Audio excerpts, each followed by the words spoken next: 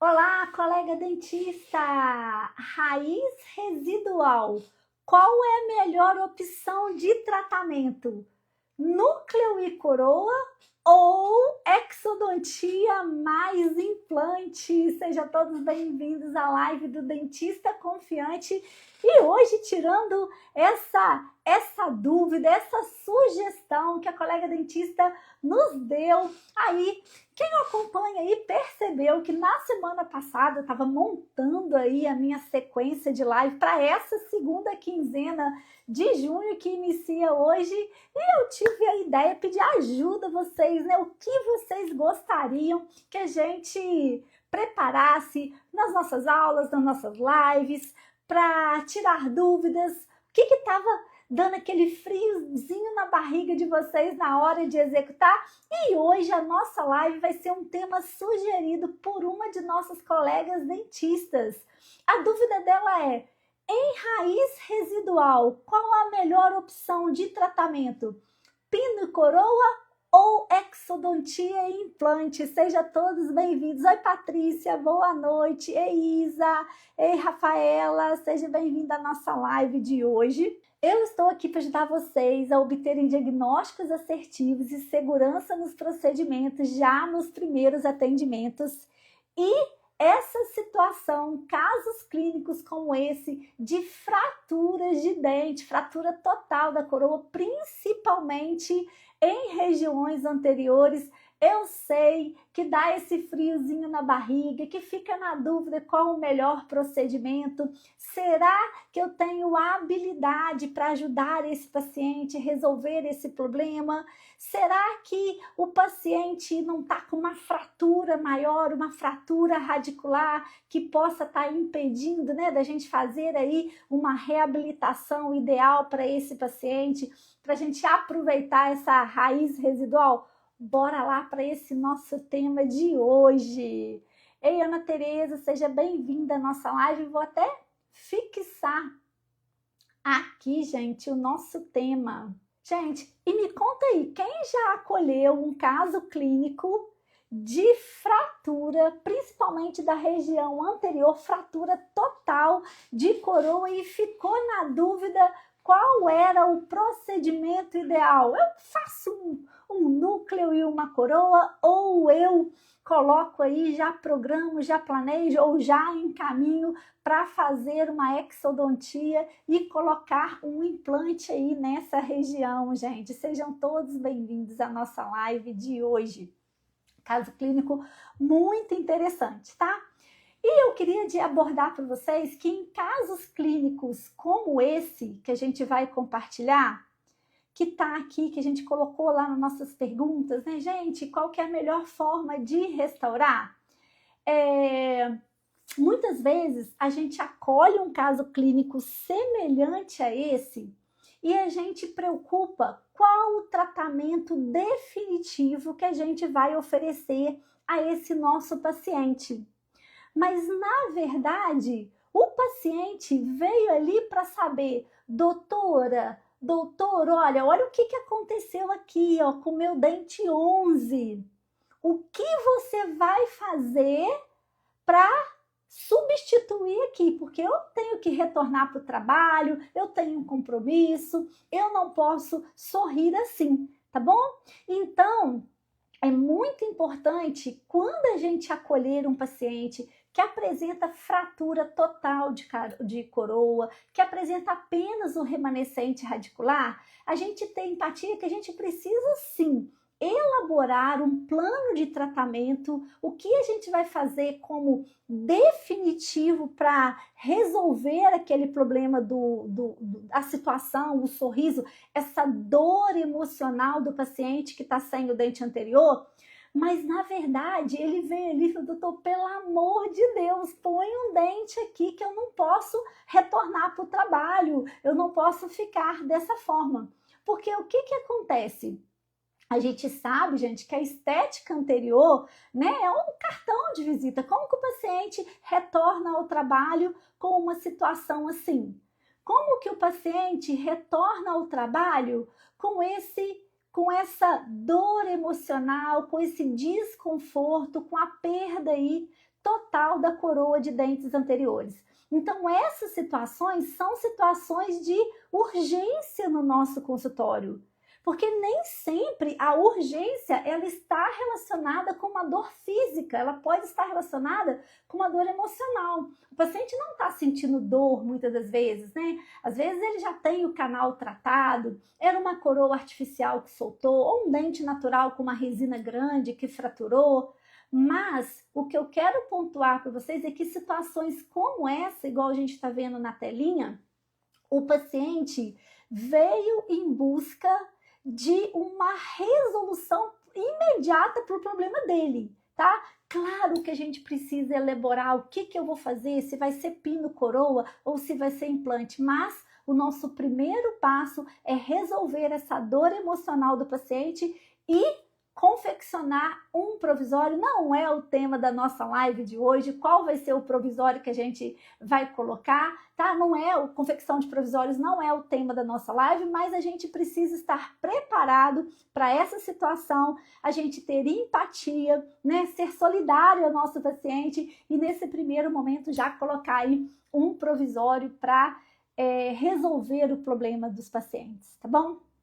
Então, hoje nós vamos falar sobre esse caso clínico específico, né, que eu coloquei lá no nosso story, da paciente que teve a fratura desse dente anterior. Vou contar um pouquinho da história, tá? Ela já fazia uso de uma coroa metalocerâmica com um pino intracanal, um núcleo metálico, e houve a fratura dessa coroa, a parte da raiz foi fraturada também numa região mais cervical e a paciente chegou em busca de um tratamento. Claro, igual eu falei para vocês, no primeiro momento a gente confeccionou um provisório, utilizamos inclusive a mesma coroa que não estava danificada para resgatar, tá bom? Mas em situações como essa a gente precisa entender já na elaboração do nosso tratamento qual que é a melhor opção. Se a gente vai optar em colocar um núcleo e confeccionar uma coroa, né, cerâmica, metalocerâmica, ou se a gente vai confeccionar aí promover, né, realizar aí uma exodontia e a colocação futura aí no implante para essa situação. E muitas das vezes eu entendo que o colega dentista, quando ele recebe um caso clínico como esse, né, de uma raiz residual, gera muita dúvida no procedimento. O que eu preciso avaliar, o que eu preciso analisar para eu fazer um diagnóstico assertivo e um plano de tratamento ideal. E nesse momento, eu vou usar uma palavra que eu quero que vocês carreguem com vocês, principalmente na hora de fazer esse tipo de tomada de decisão. E a palavra, vou até deixá-la aqui, ela chama previsibilidade. O que significa previsibilidade para esses casos clínicos? O tratamento que eu vou elaborar para esse meu paciente, ele vai durar? Eu tenho previsibilidade, eu consigo prever qual que é o resultado que eu vou estar lá na frente? Se eu optar por um pino e coroa, é um tratamento tranquilo, seguro para o meu paciente?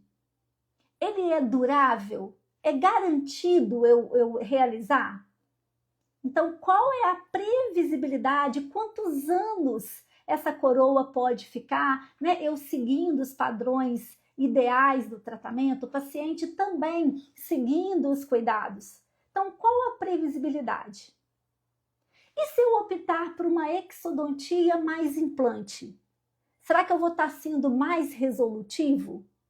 Eu optar por uma técnica mais invasiva, menos conservadora, mas na previsibilidade é um tratamento que é mais garantido para esse paciente? Então, toda vez que a gente estiver diante de um caso clínico semelhante a esse, a gente precisa fazer esse estudo da previsibilidade. Quanto tempo aquilo que eu estou programando fazer vai ficar na boca do meu paciente? Qual a durabilidade desse tratamento? Claro, eu seguindo os padrões corretos, e o paciente também realizando os cuidados necessários que eu vou orientá-lo a fazer, tá bom? Então, a palavrinha que eu queria que vocês guardassem para esse planejamento é a previsibilidade. Dito tudo isso, vamos então avaliar alguns critérios, né? Oi, Beatriz, seja bem-vinda à nossa live. Cássia. Gente, é muito importante a gente pontuar algumas situações quando a gente vai fazer essa tomada de PIN e coroa. Eu sei que tem muitos colegas que estão aí, às vezes acolhem pela primeira vez essa situação de fratura, né, com perda total da coroa, com o paciente com essa dor emocional. Você também não sabe por onde começar. Então, essa live de hoje é para ajudar você, dentista recém-formado, você que está aí iniciando na sua carreira, que está acolhendo situações de urgência emocional, paciente sem o dente anterior, e você precisa, né, resolver a situação. Então, hoje a gente vai entender a situação de como que a gente vai ofertar ao nosso paciente o melhor procedimento, seja ele pino-coroa ou seja ele exodontia seguida de implantes, tá? Então, eu queria pontuar com vocês 3 situações principais onde na nossa avaliação a gente já define, olha, essa raiz não tem como permanecer em boca, eu preciso programar a exodontia. Então, nós vamos falar agora, olha, 3 situações onde esse dente, essa raiz residual, esse remanescente dental, precisa passar pelo procedimento de exodontia. Ele vai precisar passar quando há uma fratura longitudinal de raiz. Ele vai precisar ser removido quando há uma invasão do espaço biológico, sem condição de realizar nenhum aumento de coroa clínica, ou uma terceira situação, onde a raiz desse dente ela é muito curta, o remanescente radicular ali é muito curto e a proporção da coroa que eu preciso fazer é longa. Então, eu não tenho raiz para sustentar uma coroa que eu preciso elaborar. Então, a indicação desse caso também é uma exodontia. Então, bora lá para a gente entender, para a gente entender melhor quais são essas 3 situações. Vamos colocar aqui a primeira situação. Então, como eu comentei com vocês, olha, a primeira situação onde a indicação é uma exodontia, ou seja, não tem como eu manter essa raiz, é quando, além de eu perder a coroa, a fratura, toda a parte coronária do dente ter sido removida, eu no raio-x eu observo que há uma presença de uma fratura longitudinal de raiz. Então, essa fratura compromete a permanência dessa raiz. Então, nesse caso, a indicação vai ser a exodontia e a elaboração de uma cirurgia de implante na região nesse futuro, ok? Beatriz, se for alguma dúvida, pode ir parando, tá, gente? Nós vamos falar dessas 3 situações, vocês param. Adriana, não entendi essa etapa, tá bom? Tá tudo tranquilo aí? Tá entendendo tudo direitinho? Cássia, Ana, Rafaela, Isa, tá bom, gente? Só vocês pontuarem em caso de dúvida aí. Nós vamos para a nossa segunda situação, em que a gente também não tem como manter o remanescente radicular. Quando a gente tem uma fratura, e essa fratura ela já comprometeu o espaço biológico, ela não está apenas invadindo o sulco gengival, tá? Ela está também invadindo a parte óssea. E em algumas situações, não na previsibilidade, igual a gente comentou, não tem como a gente fazer um aumento de coroa clínica, mas por quê, Adriana? Porque se eu faço um aumento de coroa clínica nesse dente 11, ele vai ficar com uma estética gengival mais alta do que o meu dente 21. Então, não vai ficar uma coroa bonita, um sorriso bonito, principalmente se a pessoa apresenta um sorriso gengival. Então, em situações onde a gente tem uma invasão, um comprometimento grande desse espaço biológico, também a indicação é a exodontia. E a gente tem a terceira situação, onde a raiz desse dente, ela é curta. A raiz do dente já sofreu uma reabsorção, ou ela tem um padrão curto. E aí, quando eu penso na minha resolução protética, no meu planejamento protético desse dente 11, o tamanho da coroa vai ser maior do que o tamanho da raiz que eu já tenho. E aí, eu ainda tenho que confeccionar um núcleo que mantém de 5 milímetros, de 3 a 5 milímetros, protegendo o meu ápice. Então, a minha coroa vai ficar muito maior do que o meu núcleo que eu vou elaborar. E aí, no padrão ideal, a gente já sabe que a coroa, ela precisa ser proporcional ao núcleo, ou o núcleo ainda ser maior do que essa coroa. Então, nesse caso, inviabiliza a gente manter ou tentar fazer pino e coroa numa raiz curta, que é desproporcional ao tamanho da coroa que a gente vai elaborar no futuro, tá bom? Então, essas são as 3 situações onde a gente já avalia um remanescente radicular e a gente já faz essa tomada de decisão. Olha, não tem como a gente manter essa raiz. A indicação vai ser a exodontia desse remanescente radicular. Tá bom? Alguma dúvida aí, gente, sobre essas 3 indicações principais aí da gente fazer e optar pela exodontia dessa raiz e não mantê-las para confeccionar uma pino e coroa? Oi, Laís, seja bem-vinda. Cássia, tá entendido? Beatriz, tá tranquilo aí?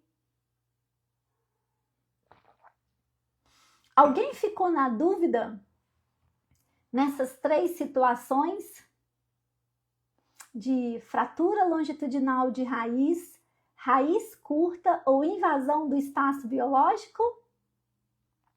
Obrigada a você, Laís, por estar presente na nossa live de hoje.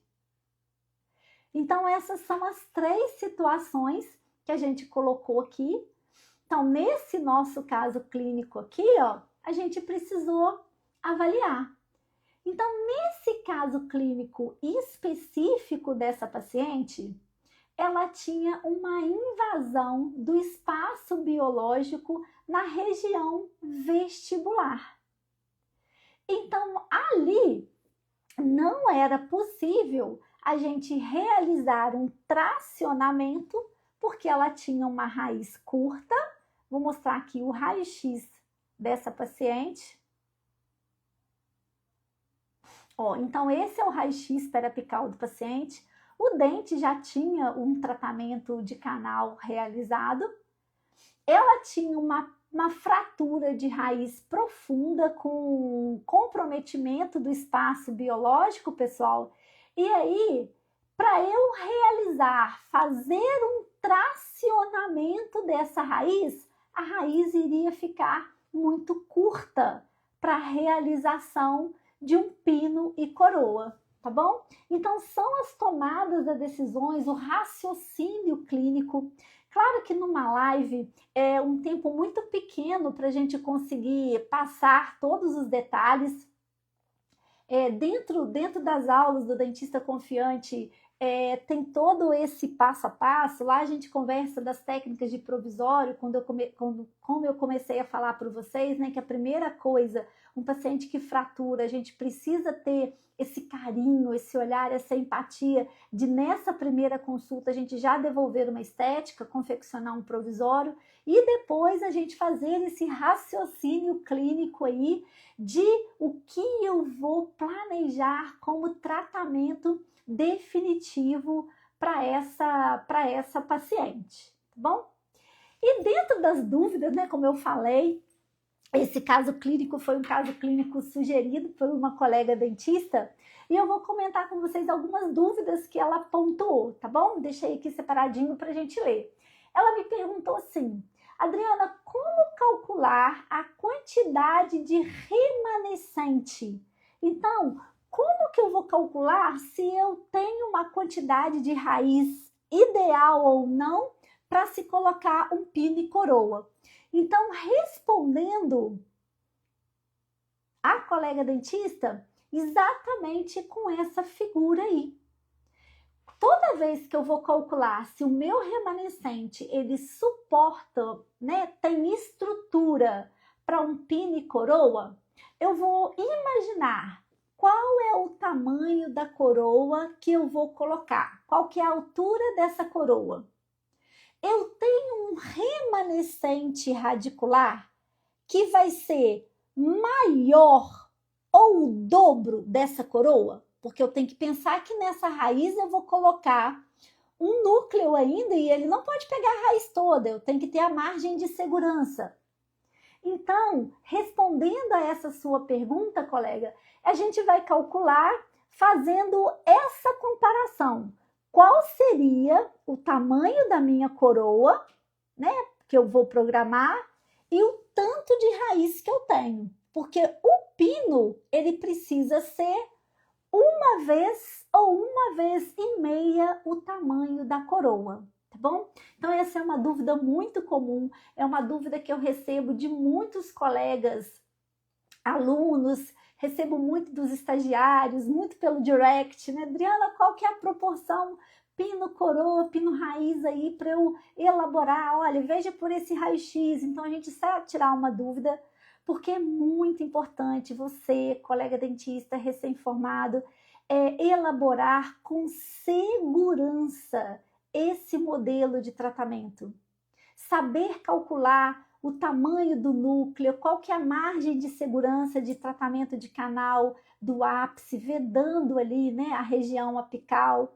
Então, todos esses detalhes, eu sei que é um raciocínio clínico detalhado. Nas aulas a gente conversa com muita tranquilidade, com muito passo a passo sobre isso, mas eu queria muito fazer essa entrega hoje para vocês desse modelo de raciocínio clínico, porque eu sei a dúvida que o colega dentista recém-formado, né, você que está no finalzinho aí da sua jornada acadêmica, fica no momento de fazer essa tomada de decisão. Essa raiz residual é indicada para exodontia ou essa raiz residual ela é pino e coroa, tá bom? Então, espero que nessa live eu tenha conseguido ajudar você a esclarecer aí essa dúvida, tá bom?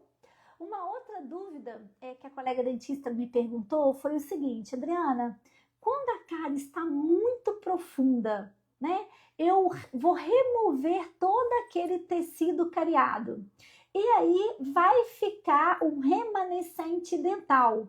Vale a pena fazer um tracionamento? Vale a pena fazer um aumento de coroa? Então, a gente vai cair exatamente nessa segunda situação que a gente comentou aqui nesse desenho nosso, nesse esquema que a gente colocou aqui. Oi, Saíra, seja bem-vinda, tá, gente? Abri o falador aqui, eu começo a falar, né, e nem vejo agradecendo a presença de vocês, tá bom? Então, essa situação aí, ó, responde a essa pergunta. Se depois que eu fizer a remoção de todo o tecido cariado presente nesse remanescente radicular e houver muito comprometimento do espaço biológico, não é indicada o aumento de coroa. Porque o aumento de coroa vai fazer com que essa coroa, né, essa região, ela fique mais alta do que o dente vizinho, então esteticamente vai ficar comprometido. E se eu tentar um tracionamento radicular, a raiz vai ficar muito curta para receber um pino e coroa caindo na proporção anterior. Então, tirando essa dúvida, né, se a cárie for muito profunda e houver comprometimento do espaço biológico, na nossa previsibilidade, na nossa projeção de tratamento, o ideal é que a gente faça a exodontia ao invés da gente colocar aí um pino e a coroa, tá? A longevidade, a previsibilidade desse tratamento não é satisfatório. Você vai fazer um procedimento no seu paciente que não vai ter durabilidade, não vai atender esse paciente por muitos anos, tá bom? Colega dentista recém-formado, me conta aí alguma dúvida sobre esse nosso tema de hoje em situação de raiz residual? Qual que é a melhor opção?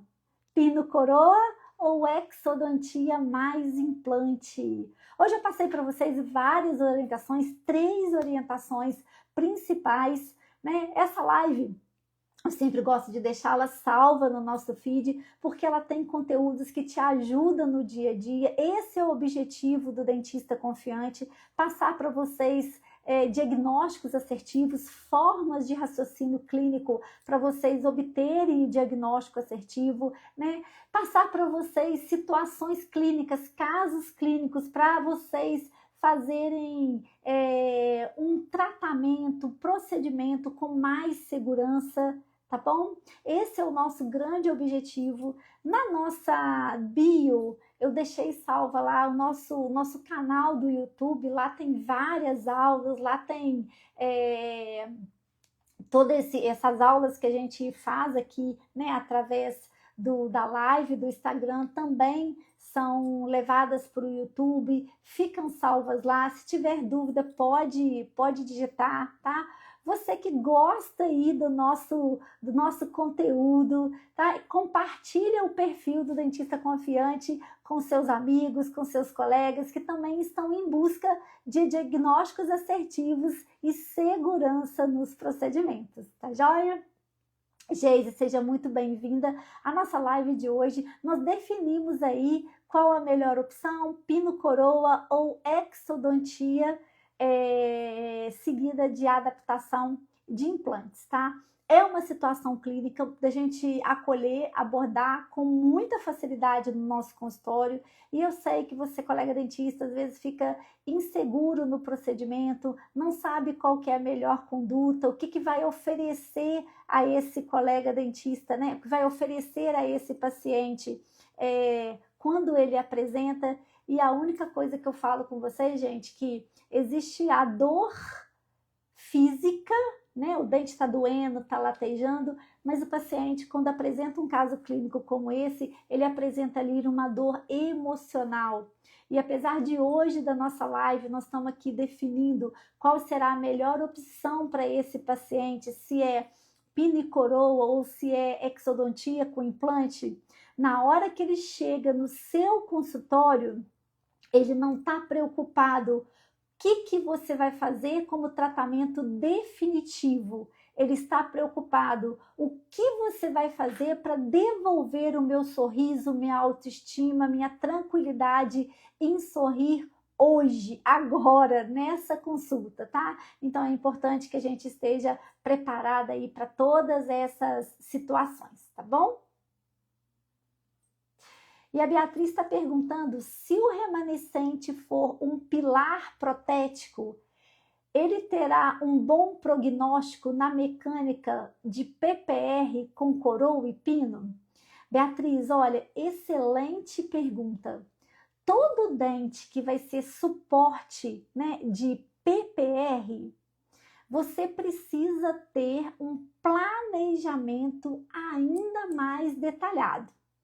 Se na hora do seu cálculo você observar que esse núcleo ele está propício proporcional ao tamanho da coroa, ou seja, ele é do mesmo tamanho da coroa ou maior do que a coroa, ele vai ter instabilidade.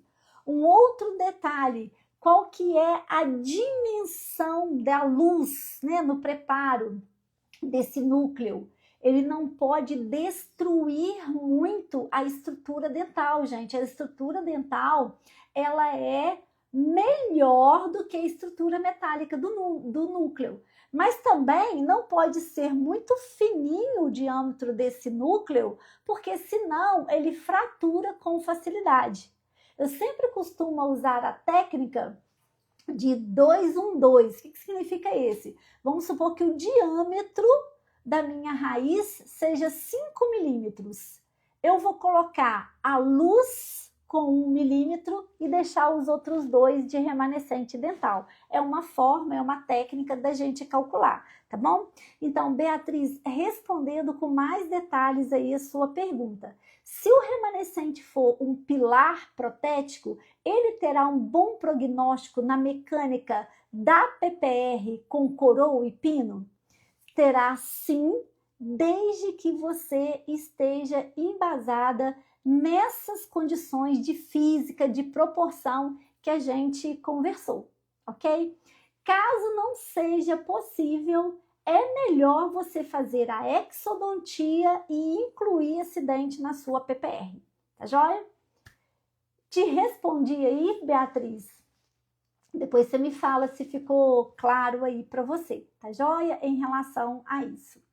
Oi, Ari, seja bem-vinda. Gente, alguma dúvida mais sobre pino e coroa? Gravaram aí as 3 situações onde não adianta a gente pensar em pino e coroa, porque a indicação é exodontia, né? Eu acho que ficou bem claro pelas estruturas, pelos desenhos, tá bom? Mas, beleza, Beatriz entendeu, ótimo, Beatriz. Beatriz, alguma dúvida ainda que eu não tenha respondido? Alguma dúvida, Aline, Ari, sobre esse caso clínico? Tudo tranquilo aí, gente? Então, vou fazer o fechamento da nossa live, como eu sempre gosto, fazendo um resumo do que a gente pontuou, porque eu estou aqui para ajudar você, colega dentista, a fazer diagnósticos assertivos e ter segurança nos procedimentos.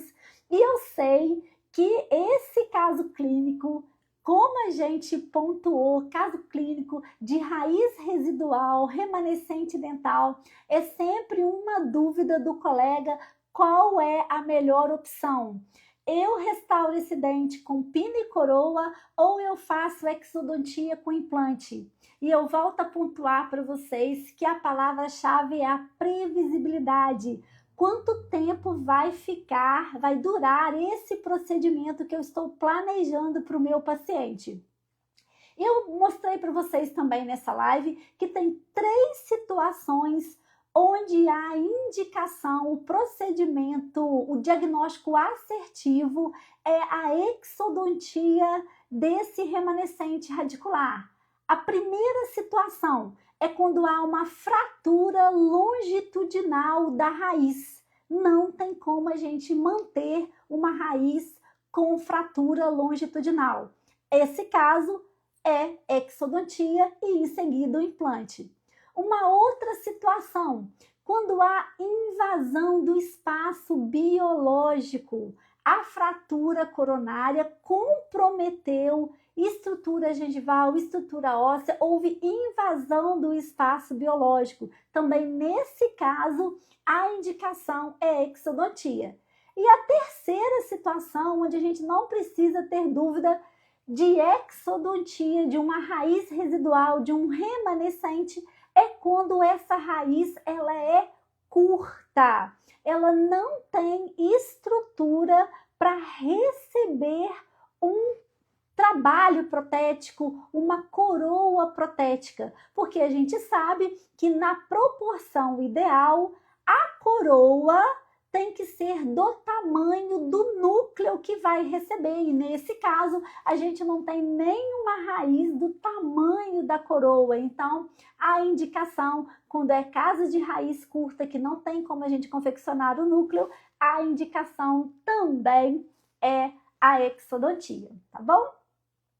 Então, assim, com esse resumo da nossa live, a gente finaliza mais uma live do Dentista Confiante. É uma alegria ter vocês aqui. Se vocês curtem o nosso conteúdo, compartilha com seu amigo dentista que também está em busca de diagnósticos assertivos e segurança nos procedimentos. E se você quiser assistir essa e todas as aulas disponíveis no Dentista Confiante, é só clicar lá na nossa bio, o nosso canal do YouTube, que tem muita aula boa, muito conteúdo disponibilizado aí para vocês, tá joia? Queria agradecer a colega dentista pelo compartilhamento, né, por compartilhar, sugerir esse tema da live. Queria agradecer a todos a presença, a Laís, a Beatriz, a Ari, tá bom? A Aline, a doutora Rafa, tá bom? Todos sejam muito bem-vindos. Cássia, sempre presente aí na nossa live, tá?